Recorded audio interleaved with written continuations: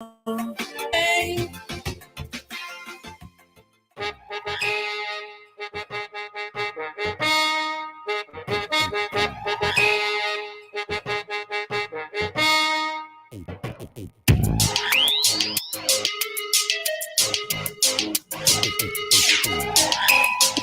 morning, St. Vincent and the Grenadines. Welcome to WEFM 99.9's Activated Mornings for today, Thursday, the 20th day of April 2023.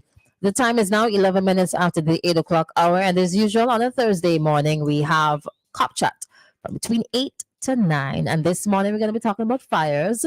Everything fire. So if you know you have a fire question, you can hit us up on the WhatsApp. It's 457-9994. The number to call is 457-9997. In studio with us this morning, we've got Mr. Joel James. He's a superintendent of police and fire chief. Sounds like a lot of work. Sounds hot as well. Good morning and welcome to WEFM 99.9. How are you this morning? I'm fine, Christal. Okay, wonderful. Now we're going to be touching on firefighting, fires, do's and don'ts, best practices, bush fires, giving you some statistics as well. And yeah, coal pits is going to come up at some point during our discussion. So let's start off with the basics. You are a fire chief. What does that entail? Being a fire chief, especially in St. Vincent and the Grenadines, Christal. But before I would like to introduce myself. So I want to say good morning to St. Vincent and the Grenadines. Good morning to the diaspora, far and wide. I just want to reach you this morning. Okay. So fire chief, what do you do as a fire chief? Right. I manage the fire department. Supervise my staff. I am also responsible for having my staff trained and to have the best firefighting equipment and tools to fight fires in St. Vincent and the Grenadines. Okay, and the base is in Kingston? Yes. Our central location is in Kingston, but we have the Grenadines. We have the island of Bequia, Union Island, and Canouan, which we are responsible for.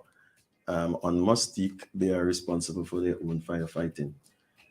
We also have a small unit on the eastern side at Georgetown Police Station, which is responsible for fighting fires from Fancy to Bayabu. And we take it from Bayabu to Chateauvilliers. That's a far stretch. That's the rest of the country, just for one division. Does it make it a little more challenging? For example, if there's a fire in Barley, then what happens?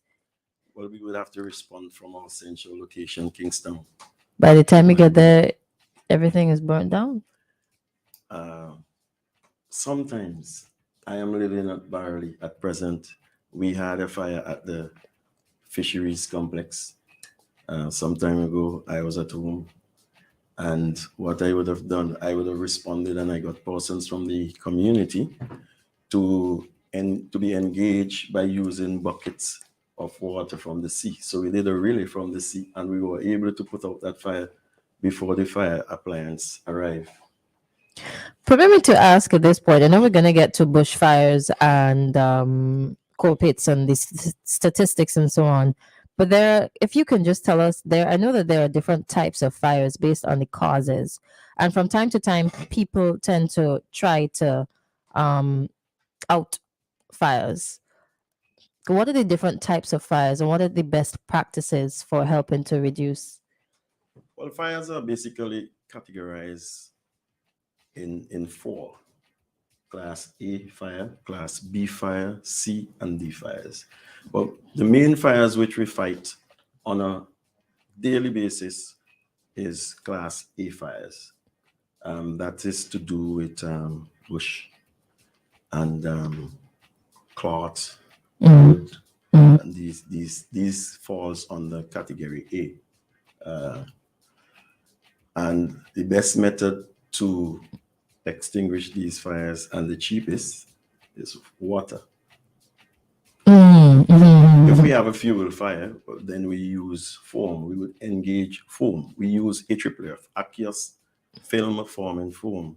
That's what we use. Mm-hmm. What class is that? That's for fuel fires. That will be class C. Mm-hmm. It's sorry, class B. Right. C would be electrical fires. Oh, so how do you extinguish? Extinguish is the word I was Extinguish. looking for. How do you extinguish class C, which are electrical fires? We use potassium bicarbonate to extinguish those types of fires. And class D, you said that there was a fourth one. Class D, titanium, potassium. We don't really have that type of fire in St. Vincent. Okay. But for fuel fires, we use foam.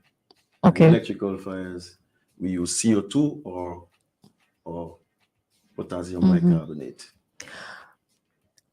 How do you determine? So, a house is on fire. How do you determine whether it's electrical or started like from a burning curtain or a mosquito coil? How do you determine what method to use? Most of the times when we get to the fire scene, we do what you call a size up, which would be an assessment of that fire. If it's electrical fire, we would engage St. Vincent Electrical Services. They would come on scene with us most of the times. And as we have a memorandum of understanding with VINLEC and also CWSA.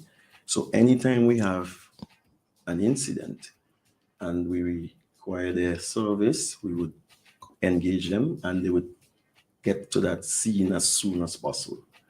So we have an excellent relationship with these two entities. Okay. So they would remove the electricity. That does not mean we are going to wait until they get there. I was about to ask that. So you just watch it burn while they... No, we would engage. Okay, so until they arrive, but they would remove the electricity. Okay, so you've stated what class A to C fires were, but you said we don't have class D. What is still what is a class D fire? Class D fires are mainly titanium, for example. Or vehicles and planes. They are made from titanium materials. Titanium material is very, very hard to ignite.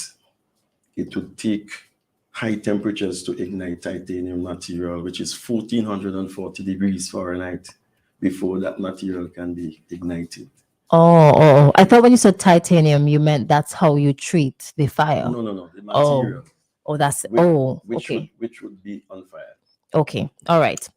Now, people in the area, before the firefighters and the fire truck, before everybody comes to save the day, what should people do in the event of a fire? If there is a fire at your house, Christal, and you do not have a fire extinguisher at your home, let's say you are doing some frying and you forget your frying pot. Like a frying plantain. Yeah, frying plantains. And when you get back there, you realize that oil was overheated and ignited.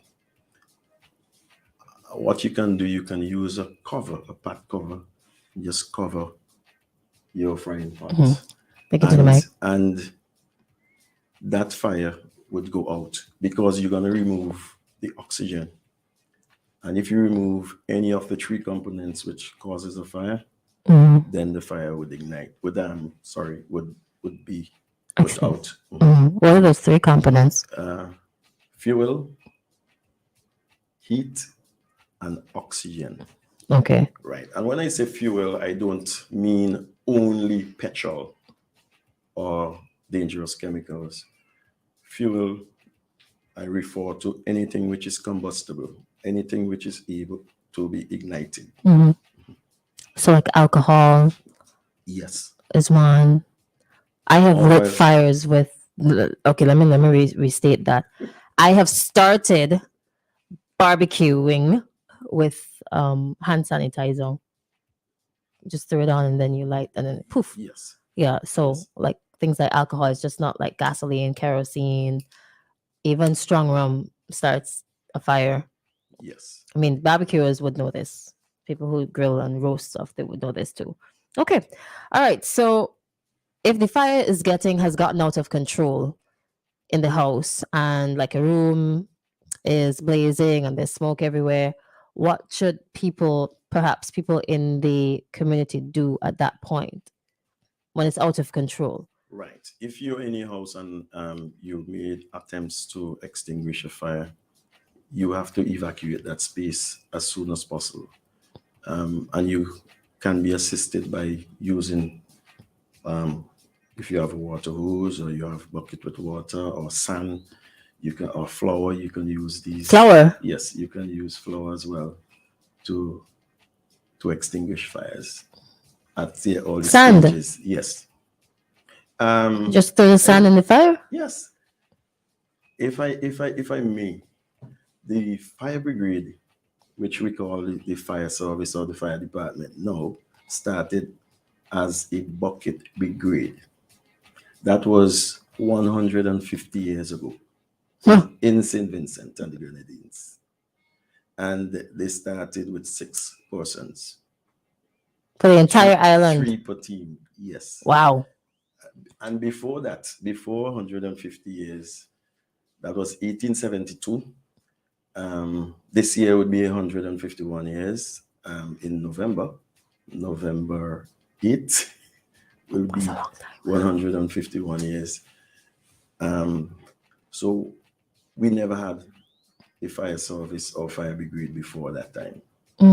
But it was after the great fires in Boston and in Jamaica. Then the wise persons in those days said to themselves, we need to have some preventative assistance in place just in case. So that's how the fire brigade started, using buckets with sand and water. Well, I learned something today. They started out with buckets of sand. Okay, that's quite interesting. So, what would be the effects? And I've heard people talk about this from time to time. Don't wet the house if it started from an electrical fire. Leave it. Let the fire brigade come, or the fire service, sorry, come and deal with it. Is that advisable to just leave it? You see, Christal, there are different types of electrical fires. Some fires would start, well, most of the fires would start beyond the meter.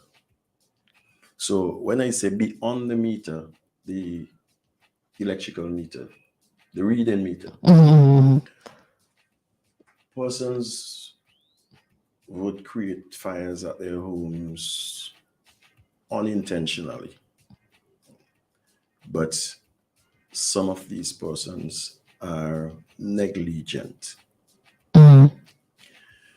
So some electrical fires would start mainly with electrical fans, over energize electrical equipment. Like if you have an outlet and you plug an adapter into that outlet, and you have your fan, you might have your charger, you might have a transformer, and then the transformer cannot really carry what is plugged into that transformer. It might be too light, let's say for a microwave oven. And if that is over energized, it would get hot. That adapter will get hot. And because of the insulation of wires which are attached to that, some of the times that's where the fire would start. At outlets, some will start from electrical fans. So if you have that type of fire and we go to that scene, we will not wait. we will apply the usual method, which is the wet method. Okay. Okay. I know of instances, not in St. Vincent, where persons would have applied water, not realizing the source of the fire, and they were killed because the water is a conductor to that electricity. So from the time you hit that area, the electricity will be transferred from that electrical source to the branch pipe. There are some branch pipes which are made from hard plastic. Some are made from copper. So that is to prevent you from getting shock. Oh, so they don't. Just in case. Right. Ooh, wow. Yes. Sounds pretty serious. Fires are very serious matters. So let's move on to bushfires. And now is the dry season. It is extremely dry outside.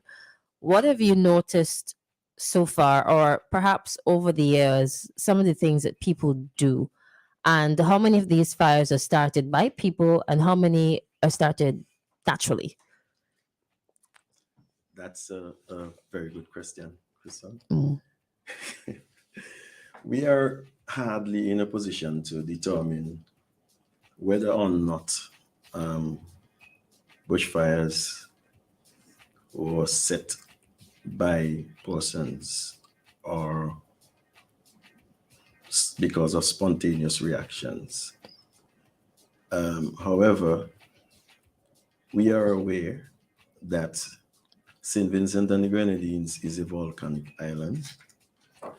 And from time to time, having visited some of these mountains or high hills, we would have seen where fire started without someone really set that area on fire. I've been to some of these areas with other persons from CID and so forth on many occasions to do some inquiries as to these types of fires, and we realized that they were not set by persons, but because in these areas we have what we call sulfuric rocks, as we are volcanic. So when these rocks heats up, it would open the topsoil, like a brick in the topsoil. And when the heat oozes out, the dry shrubs in that area, after constant heat, would ignite. Wow. And that would cause some of these fires. Go ahead. There are a number of fires which are set by persons. I just passed on my way down to the studio, Lomans Hill, just above BB's bar. I saw an area there, grassy area, on fire. And I know for sure that was set by someone this morning. Now, it is a practice in St. Vincent. I said in St. Vincent. I'm not saying the Grenadines, because you would hardly get a bushfire in the Grenadines. Hardly. Although the Grenadine Islands are more dry than mainland St. Vincent. But it is a practice for persons here to set fires to dry bushes. It seems as though persons just reckless, don't care, and they would set these fires, and then persons would call the fire department. Now, when you're so negligent and you set these fires and you walk away and you burn persons' houses, because most of the times houses are within close proximity of these fires. And we would have to respond all the way from Kingston to these areas. I noticed 2 weeks ago, there was a fire which was set at Happy Hill. Where's Happy Hill? In Layu. Oh. And that fire would have burnt, in my estimation, half acre of bushes, trees, vegetation, and all that. And it went right under a house. It's a good thing.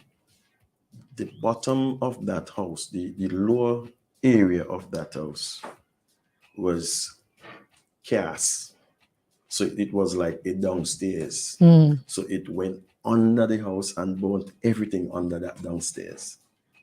It's a good thing it had that area. So it did not, the fire did not, as we say, climb the walls. Because we know paint is also an agent which would ignite as well. So even if the paint is dry, it would ignite. I had no idea about paint. So the thing is, what is most difficult for us is that we are unable to reach the perpetrators. They do not listen to us now, Christal. They are not listening to us. So I want persons who are listening. You may know some of these perpetrators. Speak to them and call us as well so that we can speak to them as well. I also want you to know that if you are caught setting these fires, you can and will be charged. There are persons also, especially in the Camden Park area.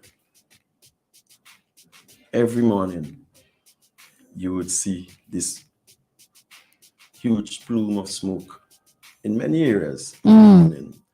You know, now you mentioned that, I'm thinking back and I'm seeing it. Yeah. Yes. Especially in the dry season. It's just yesterday, someone was clearing some lands, and they believe the only and easiest method of clearing is to burn. And these people would set these fires without even having a bucket of water close by. Or bucket of sand. Or bucket of sand. Just in case the fire gets out of hand, which happens on most occasions. 3 weeks ago, some persons were clearing some lands in the Cedars area, very close to where the Cedars doctor used to be based. Now, they cleared the lands and they lit some dry bushes in many areas simultaneously on that piece of land. And that area was burnt. It was, I tell you, Christal, it was on fire. I got a call from a neighbor, person who's living within close proximity of that fire. one of my officers went across there and spoke with them. I also went there and spoke with the persons. And I even threatened to arrest and charge them if they do anything like that on that set piece of land in the future. Because, and that fire came right down into the road. It burnt all the trees which were overhanging the street. That's pretty dangerous. So. I'm telling you. And the embers, the dry, burnt leaves, you know how air rises and wind is blowing. So that went all in the neighborhood. And persons would have complained that the embers went all on their beds, in their living room, in their porch, their yard. They had to turn around now and use a hose and wash down their yard and to clean their house and the smoke and all that in the house. I am asking you, would you like someone to do that to you? What you're doing, would you like someone to do that to you? In the moment, they don't think about that. Right. All they're concerned about having the lands cleared. Getting what they need done. Right. No, we have to stick a pin at this point because we have to take a break for commercials and then come back. When we come back, we'll continue a bit on the fires. And of course, we have to touch on coal pits. And I'm interested to know what is going to be said about coal pits. And of course, some do's and don'ts and some statistics. All right. We'll be back in a minute with Cop Chat or two. Let's get your laundry clean and fresh with the widest range of washing machines and dryers in SVG. At Singer, choose between our West Point and Speed Queen brands with an array of washing machines with payments starting as low as $92 per month. Your laundry room wouldn't be complete without a Whirlpool or Speed Queen electric or gas-operated dryer, saving your energy consumption. Also in stock is our West Point washer-dryer combo for only $136 per month. One machine that does the work of two. No need to change machines. Just toss in your laundry and forget about it. Whether your preference in machines is top loading or front loading, whether you want a 9 kilogram or a larger 15 kilogram washer, whether you're looking for a gas or electric dryer, we've got it all at Singer. Visit us today and get the washing machine and dryer that's perfect for you. Singer, your family company. It's all about the glam with stylish new frames from Quartz Optical. Shop today for up to 50% off and pay nothing for 30 days. Book now at www.quartzoptical.com. Get the look you want at the price you need. Plus, at Quartz Optical, our eye exams are always free. So what are you waiting for? Come down and get glam. With up to 50% off selected frames. Quartz Optical. Value you can see. I was looking for a cough syrup, looking for a drug to help this pain here in my throat. I needed something fast to help me with my cold. Then I turned around and there you go. I went into a store and I found what I needed when I shouted Super Health. Super Health Pharmacy. We're located on Grenville Street, formerly Isles Boutique. Come in and check out our wide variety of over-the-counter prescriptions, medications, personal care products, and much more. Take advantage of our free delivery services, blood pressure, sugar, and cholesterol testing. Open Mondays to Thursdays from 8 a.m. to 6:30 p.m. Fridays, 8 a.m. to 5 p.m. Call or WhatsApp us at 497-8737 or 457-8737. Super Health Pharmacy. Your health is our priority. And I found what I needed when I shouted Super Health. At Lynch Caribbean, yes, we offer comprehensive insurance solutions and broking, but we are more than an insurance broker. We drill down to your core business strategy. We keep a pulse on risk to keep your operations healthy. On your mark, get set. Along the way, helping you to drive competitive advantages. At Lynch Caribbean, we have your back. Contact us today for insurance solutions, strategic risk advisory, and more. Call 453-3300. Email info@lynchcaribbean.com or visit our office in Beachmont, Kingstown. Follow Lynch Caribbean SVG on Facebook, Instagram, and LinkedIn, or visit www.lynchcaribbean.com. WEFM 99.9.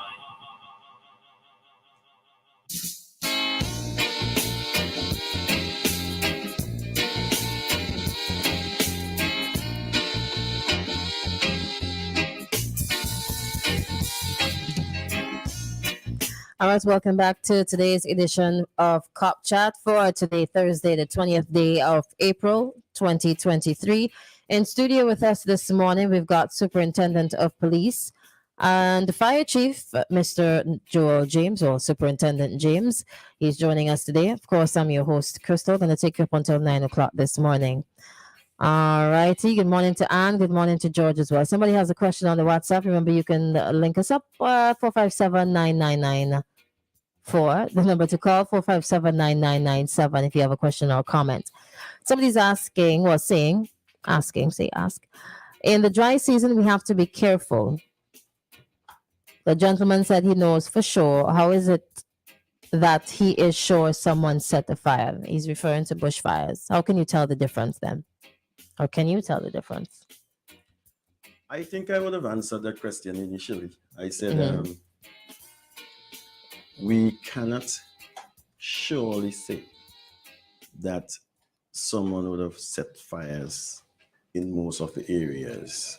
But for those that I have mentioned, Layu and BB, and where the persons were clearing the lands at Cedars, I can safely say that those were set by someone.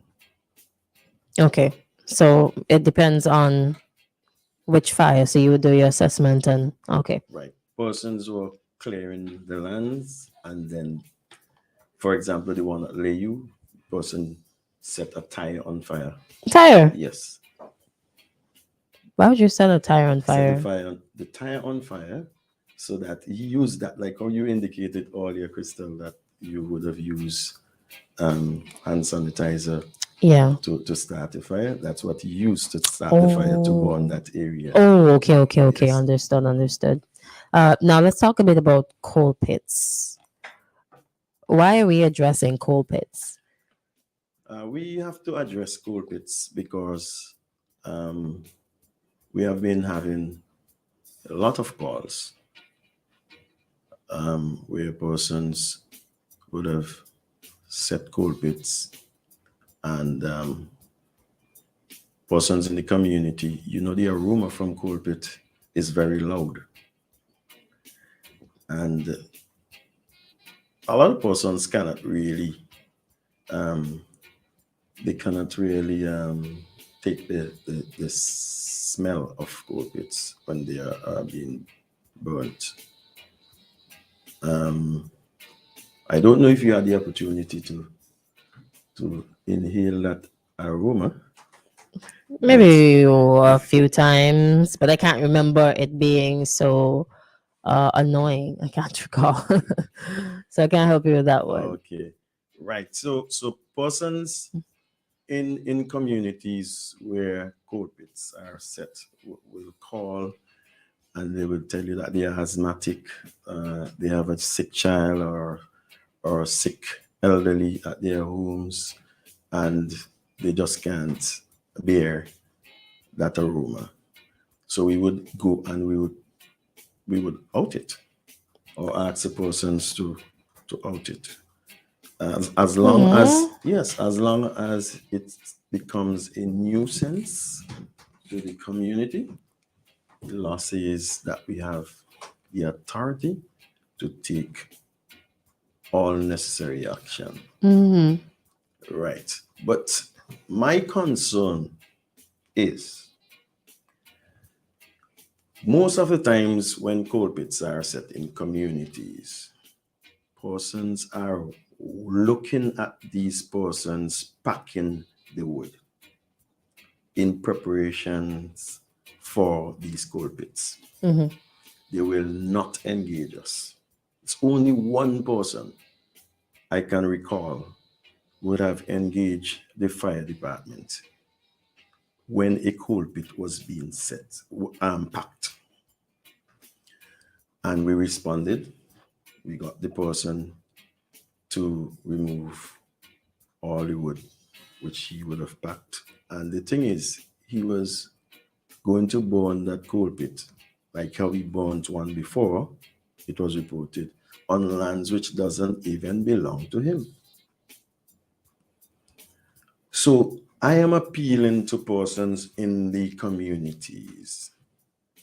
When you see a coal pit is being packed or the preparations are being made for a coal pit or coal pits, please contact the fire department early. Don't wait until that coal pit is finished, set, and they're right before. Call us before. Question: what is the right procedure to pack and light process a coal pit? The packing procedure? No, the process, the correct procedure for putting in place a coal pit. Right. Is there a special place we should put it, or like? Coal pits are for the mountains, not within at least, I would say, 1,000 yards away from the community. Okay. So a good distance from Yes, residential yes, area. yes. Go up a little bit more, go higher. Yes. Okay. All right. Not Okay. in the Noted. communities. And on your land. Or if you get Permission to do it on someone else. Okay. All right. So you have some statistics for us in terms of fires. What are they? Oh, hold on. There's a call. Hello, good morning.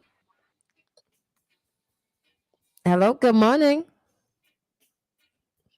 I'm not able to hear you, so you're going to have to call back. All right. So let's continue. Some stats. Right. So I want to just compare 2022 from January to April of 2022 and January to April of 2023 as it relates to bushfires and the house fires. In 2022, we had 31 house fires. 31 house fires and 41 bushfires. That's a lot of bushfires. That's a lot of fires. A lot of house fires. If you look at if you compare the numbers, the bushfires outweighed the house fires by 10. Just 10. And for the period January to April of 2023, we have recorded 5 house fires and 24 bushfires. Okay, hold on that for me. Hello, good morning.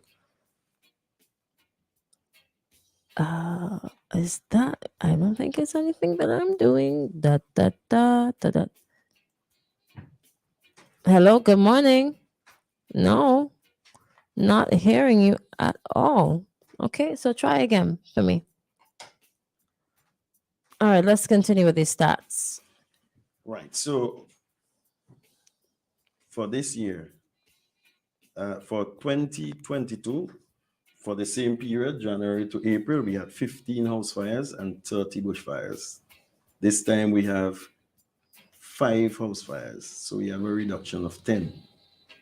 And we have also a reduction of 6 bushfires for the same periods. So not as many as last year. No. Can you remember off the top of your head if last year was an increase from the year before?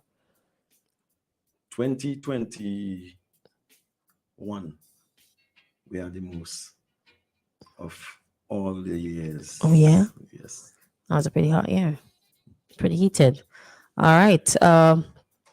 We have 9 more minutes before we wrap things up at 9 o'clock. Some of the best practices before we get to that, sorry. People tend to light fires. I think the person's trying a third time. Hello, good morning. I cannot hear you.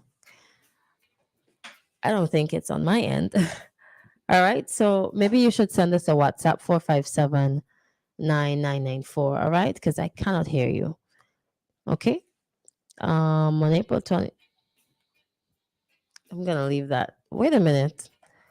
Today is 420. Interesting day indeed. And we're talking about fires. Now, people tend to light fires in the morning, in the afternoon, in the evening. What is the best time within the confinements of the law? Best place, best practices, yes, for lighting fires by residents. At this time, it is extremely dry, as you would have indicated earlier. My recommendation is not to light fires in the communities at this time. Okay. If you have to do so, get a metal drum and put your dry shrubs or whatever in this drum and burn it between 5 a.m. and 6 a.m. or 5 p.m. and 6 p.m. Repeat those the times for me. Between 5 a.m. and 6 a.m. and 5 p.m. and 6 p.m. Oh, so that first hour Yes. of the day or the last hour of the day. Once you do your lighting during those hours, you're not doing anything unlawful. Correct? Or that's just a recommendation? That's just a recommendation. Person's trying back. Hello, good morning.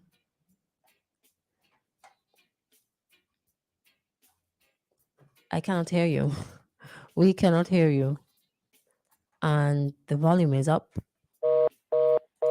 But we could hear not sure. I think it's on your end. All right, try again. Let's hope the third, fourth, fifth time is a charm.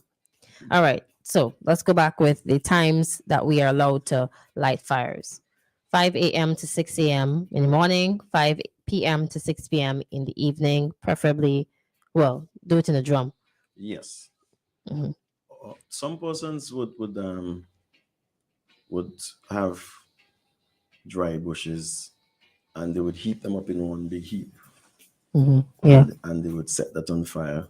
When it gets out of control, someone will call the fire department.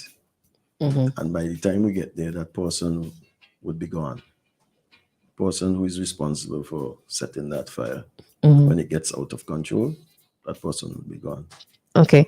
Even outside of the times that we can light fires, should we be guided by what it is we're burning? Like, should we just discard or wait until CWSA comes to what should we not burn by ourselves? As I indicated, Christal, I would not recommend burning now at this time, but you can put your rubbish or your garbage in bags and put them outside when you know the CWSA truck is gonna come around to remove the disposal. Persons don't seems to want to do that, especially when it comes to bushes. And if you leave these dry bushes unattended, most of the times, especially if they're close to the road, persons will light them. Yeah. Okay. Now, with 5 minutes remaining, some tips for individuals. You already said try to avoid lighting fires at this time because it's extremely dry. You would have mentioned as well burning in steel drums. That's one. I think you would have touched on as well, do not overload your adapters. A lot of us are guilty of that. So some other things that we should be mindful of with electrical appliances, with the kitchen, is it advisable that we all go ahead and purchase a fire extinguisher if that's the case, what size, where do we hold it? Yeah, all of those good things. Right. What I would recommend persons to do to buy a fire extinguisher for their homes. There are some very affordable fire extinguishers which are very effective, and you can buy a 2.5 pound fire extinguisher, a 2 pounds fire extinguisher, and you can get these at various business houses in and around Kingstown. And if you have a fire extinguisher at your home, you can save the day.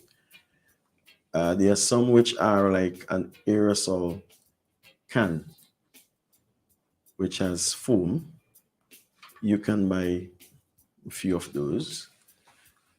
Also for persons, the females specifically, who operates in the kitchen, most of the times, I notice you would buy some flashy curtains for your kitchen.